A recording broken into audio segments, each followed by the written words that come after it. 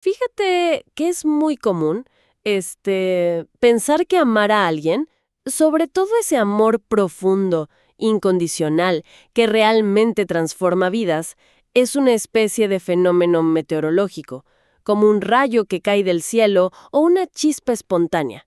O sea, simplemente sucede o no sucede. Pero, ¿qué pasaría si amar a alguien no fuera para nada una reacción emocional, sino una estrategia deliberada? ¡Wow! Una elección consciente. Exacto. Una elección que, seamos sinceros, a menudo es increíblemente difícil, especialmente cuando se trata de amar a personas que son abrasivas, distantes o, francamente complejas de tratar. Y esa es una perspectiva que altera por completo toda nuestra comprensión sobre las relaciones humanas. Porque, a ver, si asumimos que el amor depende estrictamente de la afinidad natural, de esa química instantánea o de tener gustos similares, entonces estamos neurológica y socialmente limitados a amar únicamente a quienes son espejos de nosotros mismos. Claro, nos encerramos en burbujas. Totalmente. Pero si el amor es una decisión activa, la dinámica cambia por completo, ¿no? Se convierte en una herramienta disruptiva, en una habilidad que requiere, pues, un entrenamiento riguroso. Y ese es exactamente el núcleo de la inmersión profunda de hoy. Quienes nos escuchan han enviado una serie de materiales pidiendo un análisis a fondo sobre cómo navegar estas aguas, y no desde la teoría vacía, sino desde la trinchera de la vida cotidiana. La misión de este análisis es desmenuzar un mensaje sumamente poderoso de la Conferencia General de abril de 2026, dado por la hermana Christine M.G., titulado Ministrar, que os améis unos a otros. Y para lograr esa deconstrucción tenemos un abanico de fuentes fascinante. O sea, no solo abordaremos al discurso en sí, sino que lo pondremos en tensión con otros materiales. Tenemos un estudio profundo sobre el concepto bíblico del amor ágape, un análisis en un blog que separa la acción de servir de la acción de ministrar, una mirada a la inusual biografía profesional de la hermana G y datos psicológicos muy reveladores de la Fundación Templeton sobre cómo experimentamos las crisis espirituales. El objetivo central aquí es descubrir cómo ocurre esa mutación.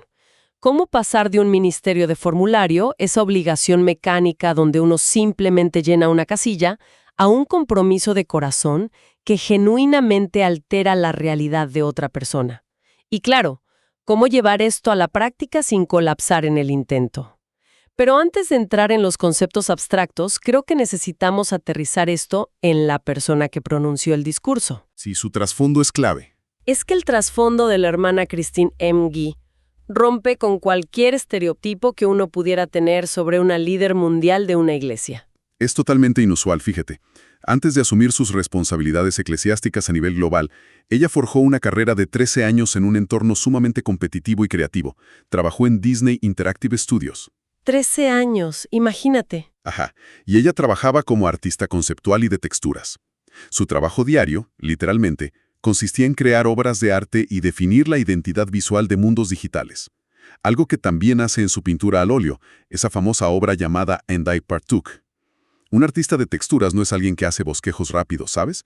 Es alguien que tiene que estudiar cómo la luz incide en un tejido, cómo se refleja la humedad en una piedra, cómo el paso del tiempo deja cicatrices en una superficie. Y ahí está la clave. O sea, un artista conceptual pasa décadas entrenando su cerebro y sus ojos para no ver simplemente un árbol o una cara.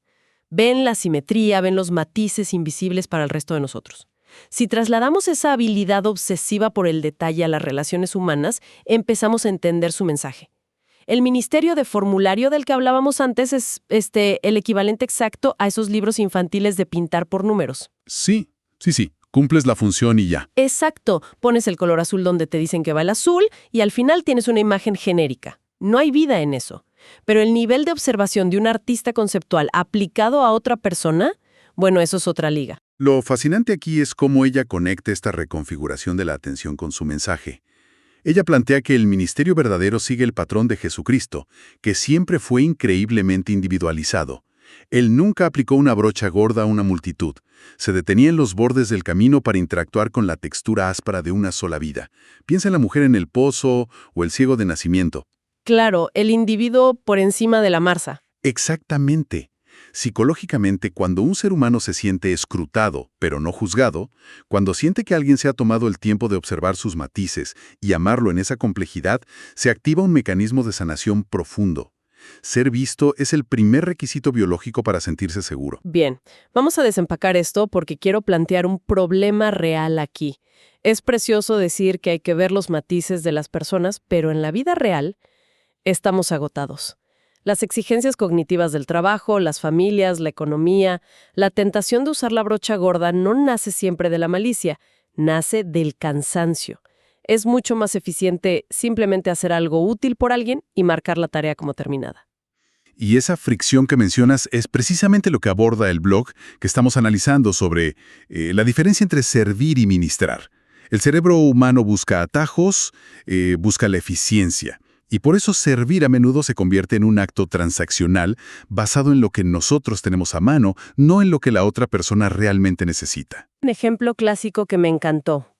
Alguien en el vecindario tiene un bebé o está enfermo y el reflejo automático es llevarles comida preparada. Una lasaña, por ejemplo. Alguien se muda, le llevamos cajas. Es proveer una solución material que nosotros asumimos que es universalmente útil. Y ojo, el servicio material es loable. Mantiene unida a la sociedad. De hecho, el artículo aclara que servir y ministrar no son excluyentes. Pero el ministerio opera en una frecuencia distinta, va más allá de la transacción. Ministrar requiere apagar ese piloto automático de la eficiencia. No es llegar con una solución prefabricada, es la disposición a sintonizar con una necesidad oculta.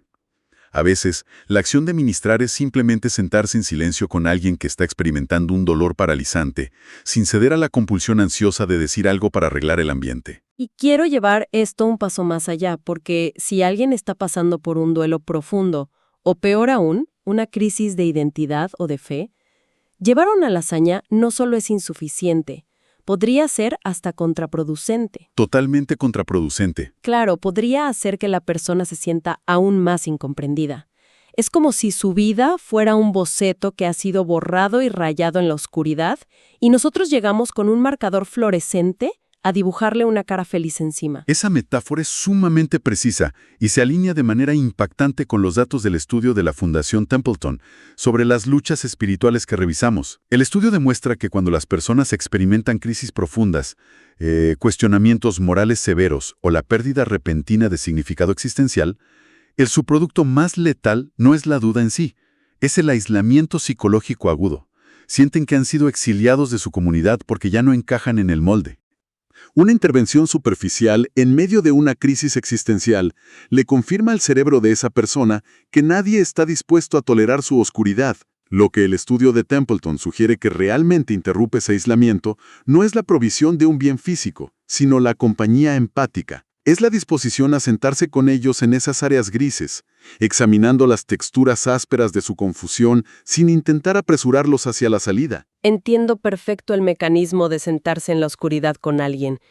Pero a ver, seamos brutalmente honestos. Eso es algo que uno está dispuesto a hacer por un mejor amigo o por una pareja. ¿Qué pasa cuando la persona en crisis es alguien que nos rechaza de frente?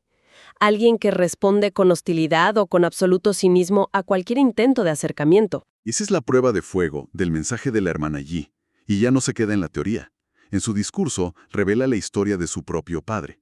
Hubo un momento en la vida de él que ella describe como su punto más bajo y sombrío, un periodo de profundo aislamiento. Y hubo 2 hermanos asignados a ministrarle. La clave de esta historia no es una intervención mágica y repentina. No llegaron un martes, dijeron las palabras perfectas y arreglaron el problema. Para nada. Las fuentes detallan que caminaron a su lado pacientemente durante años. Años de constancia. Lo invitaban a reconectar con su fe, a ir al templo, enfrentando rechazos iniciales y la total falta de progreso visible a corto plazo. Piensa en el peaje emocional que eso tiene. La mayoría de nosotros nos damos por vencidos después del tercer mensaje de texto ignorado. Decimos, bueno, respetaré su espacio, y nos alejamos sintiéndonos muy justificados. Y es aquí donde introducimos la fuente sobre el amor ágape, porque nos proporciona el engranaje técnico para entender cómo lograron esa resistencia. El texto que cruzamos con el discurso nos remite al griego antiguo, Hoy usamos la palabra amor para todo, desde amar la pizza hasta amar a nuestra madre. Pero el ágape, citando 1 Corintios 13 del 4 al 7, es paciente y no lleva registro de los agravios. No tiene nada que ver con el eros, que es romántico, ni con el filia, que es el afecto natural entre hermanos o amigos. El ágape es estrictamente un acto de la voluntad, una decisión. A ver, quiero desafiar esa idea un segundo. Si el ágape es puramente una decisión cognitiva, un acto de voluntad, sobre alguien que tal vez nos resulte insoportable en ese momento, ¿no corre el riesgo de volverse algo falso? O sea, si estoy frustrada con alguien, pero aprieto los dientes y decido tratarlo bien porque es mi obligación moral, ¿no estamos retrocediendo directamente a ese ministerio de formulario? Es una excelente pregunta. ¿Cómo evitamos que el ágape se convierta en simple hipocresía educada? Esa es la trampa en la que es más fácil caer. Pero la psicología de la intención marca la diferencia. La hipocresía es modificar tu comportamiento para que un tercero te vea como una persona virtuosa. O sea, el enfoque está en ti. El ágape, por el contrario, no se basa en lo que sentimos por ellos, sino en imitar a Dios. Es una elección cognitiva de asignarle un valor incondicional al otro independientemente de tu estado emocional temporal. No estás fingiendo un sentimiento que no existe. Estás reconociendo que tus sentimientos fluctuantes no determinan el valor de la persona frente a ti. O sea, es negarse a que la circunstancia dicte la reacción. Es una reestructuración completa de cómo entendemos las relaciones. Y saben, si este análisis está cambiando la forma en que ven sus relaciones o desentrañando conceptos que parecían intocables, este es el momento perfecto para darle me gusta a este video o podcast y suscribirse al canal. Esto nos ayuda inmensamente a seguir trayendo este tipo de contenido profundo para todos. Definitivamente. Y retomando el punto, hay un efecto secundario cuando ponemos el estándar tan alto. Cuando defines el verdadero ministerio como este arte meticuloso capaz de aplicar amor ágape, interrumpiendo ciclos de resentimiento y sintonizando perfectamente con las texturas del dolor ajeno, pues la reacción lógica e inmediata en cualquier ser humano normal es la parálisis absoluta. 100%. Es aterrador. Si el margen de error para ministrar de verdad es tan estrecho, la mente prefiere el estatismo. El miedo a equivocarse, a decir el comentario inadecuado que hunda más a la persona, o aparecer con la lasaña cuando necesitaban silencio. Todo eso hace que digamos, mejor no hago nada, dejo que se encargue un profesional. Pero el blog personal que revisamos contiene una de las reflexiones más pragmáticas para desactivar ese miedo. La autora lo formula como una regla de oro sumamente liberadora. Date permiso para fracasar. Es la admisión vulnerable de que, en el intento genuino de ministrar, la logística va a fallar frecuentemente. ¿Fracasar en qué sentido? O sea, ¿qué ejemplos da el texto? Habla de situaciones reales. Por ejemplo, organizar una visita enorme para animar a alguien que en realidad estaba sobreestimulado y solo quería dormir. O hablar demasiado cuando alguien solo necesitaba ayuda para doblar la ropa limpia en su sala. La logística fue incorrecta, el método falló, pero la conclusión del artículo es que eso está bien. El fracaso del método no anula el impacto de la conexión. Aquí es donde se pone realmente interesante, porque la hermana G trae este mismo principio a la vida en su discurso de una manera súper honesta. Destaca el ejemplo de una joven hermana que admitió estar consumida por la ansiedad ante la idea de ministrar a alguien más. Se sentía profundamente incapaz, muy nerviosa. Pero en medio de esa inseguridad, tomó la decisión más básica. Simplemente dijo, yo voy. Y confió en que las cosas saldrían bien. Se presentó en la vida de la otra persona, torpeza incluida. Y si conectamos esto con el panorama general, podemos cruzar esta idea con el discurso del elder Clark J. Kilbert, dado en esa misma sesión de la conferencia. Él expone un principio teológico que tiene un correlato psicológico masivo.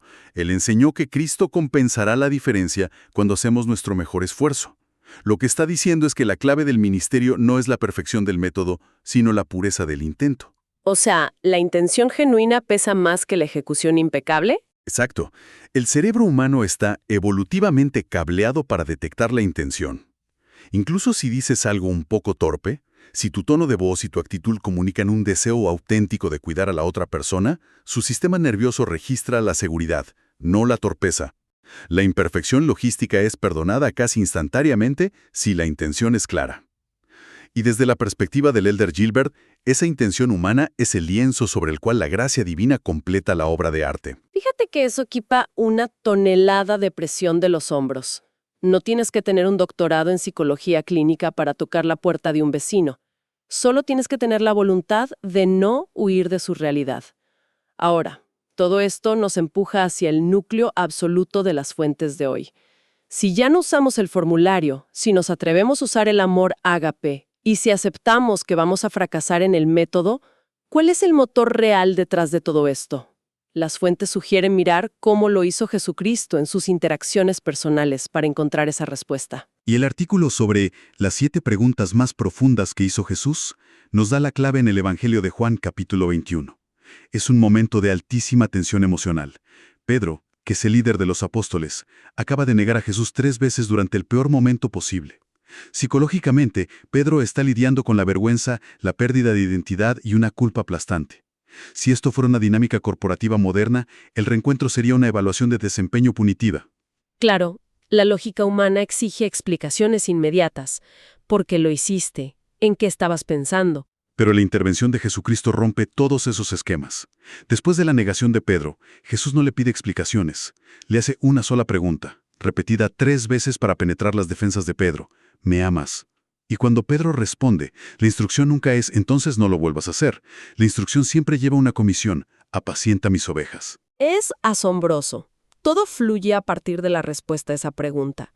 Si lo analizamos, el ministerio no se trata de llenar un reporte, ni de calmar nuestra propia conciencia sintiendo que hicimos nuestra buena obra de la semana. Se trata de responder a la pregunta de Cristo, ¿me amas? Si la respuesta es afirmativa, la acción ineludible es cuidar del ser humano que tienes a un lado.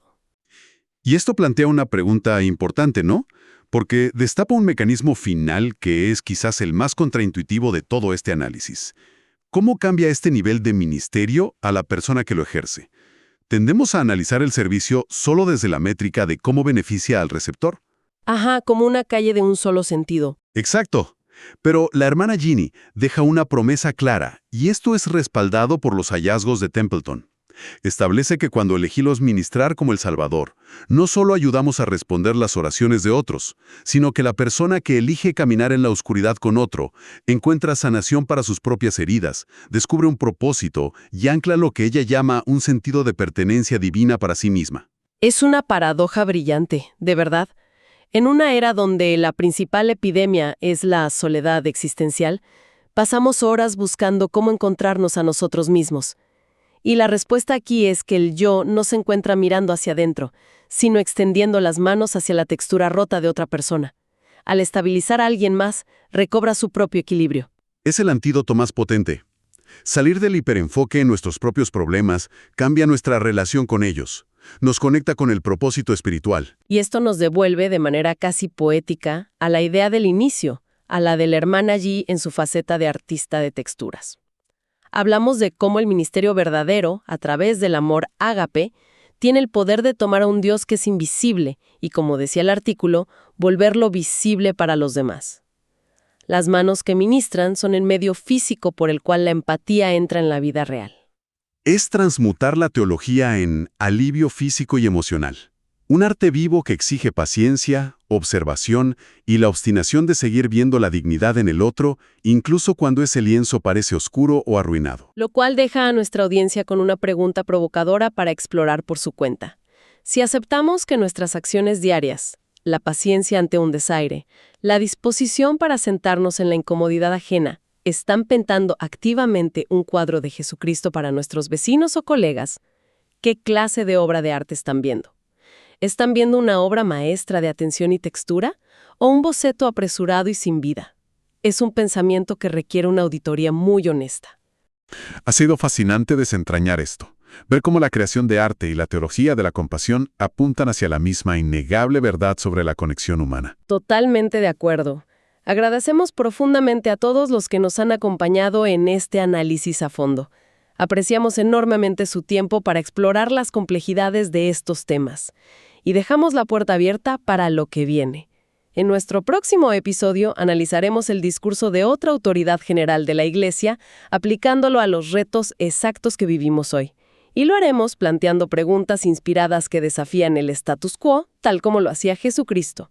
No se lo queden perder, nos escuchamos en la próxima.